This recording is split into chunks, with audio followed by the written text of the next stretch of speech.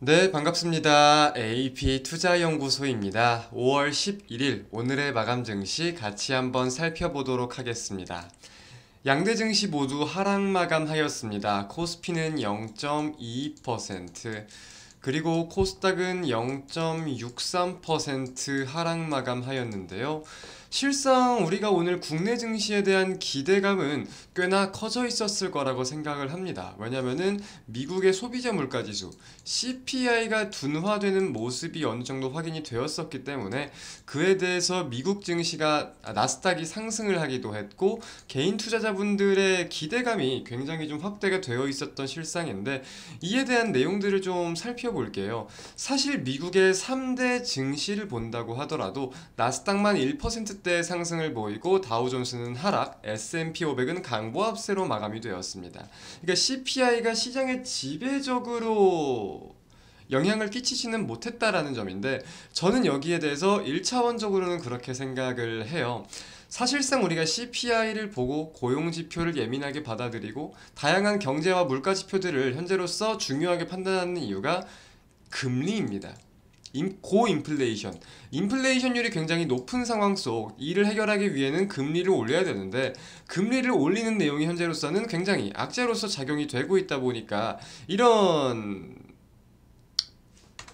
상황이 연속적으로 계속해서 나오고 있는 건데, 자, 다음 FOMC면은 6월이에요. 이미 5월 FOMC는 끝났고 6월 FOMC. 그렇다면 6월 FOMC는 원래 어떨 전망이었느냐? 이 CME 패드워치를 살펴본다고 하면은 사실상 6월 FOMC 기존적으로도 동결일 것이다 라는 전망이 항상 70% 이상이었습니다. 물론 이 CPI가 나오고 나서 동결일 확률이 95, 제가 마지막으로 확인한 게 95%까지 오르긴 했어요. 인상 확률이 5%였고 오늘 오후 중으로 제가 확인을 좀 했었습니다. 근데 이 입장이 막 뒤바뀌거나 갑작스레 막 바뀐다면 엄청난 악재나 호재겠지만, 이제 원래는 동결이었으니까 인상으로 전망이 뒤바뀐다고 하면 큰 악재였겠죠. 근데 원래도 동결 전망으로서 시장이 인지를 하고 거기에 대해서 매물들을 유입을 시키고 있었는데, 거기에 대해서 보다 그 입장이 단단해진 거지 입장이 바뀐 건 아니란 말이에요. 그렇기 때문에 호재는 호재지만 그렇게 큰 호재로서 작용이 되지는 않았다라고 첫 번째로 좀 이야기해 볼 수 있겠고, 그래서 국내 증시가 제한적인 상승을 보이다가 원래 오늘 좀 CPI 리뷰 좀 분석을 자세하게 해보려고 했는데 또 굉장히 중요한 큰 일이 나왔죠. 기사를 좀 이렇게 살펴보면 에코프로와 이동채 회장 2심서 징역 2년 실형 법정 구속, 미공개 정보 이용에 대한 내용을 가지고 이렇게 좀 기사가 나오면서 에코프로와 에코프로비엠 주가가 급락을 했습니다. 코스닥도 마찬가지로 급락세를 보였죠. 오늘 국내 증시가 그래도 제한적인 상승이었더라도 하락 마감을 할지는 미지수였는데 거기에 촥 하락을 견인한 종목입니다. 그래서 오늘 에코프로가 6.78% 하락했는데 분봉상으로 이런 흐름을 보이면서 마감이 되었고요. 에코프로비엠도 마찬가지로 비슷한 흐름을 보이면서 마감이 되었습니다. 그래서 이 기사를 좀 살펴볼게요. 공시전 미공개 정보를 이용해 11억 원의 부당이득을 얻은 혐의로 기소된 이동채 에코프로 그룹 회장이 2심에서도 유죄를 선고받고 법정 구속되었다라는 건데, 벌금 22억 원과 추징금 11억 872억만 원이 2만 원이 선고됐어요. 이게 참, 이 내용 자체를 원래 1심도 진행이 되었었고 아시는 분들은 아실 거예요. 여기 써 있다.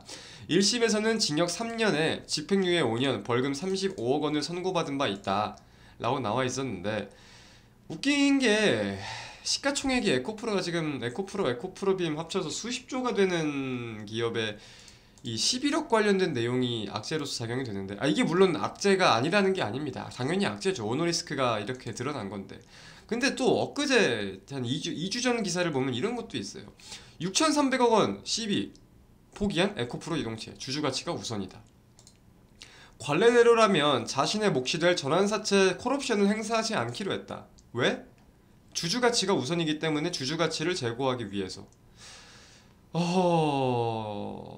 애매하죠.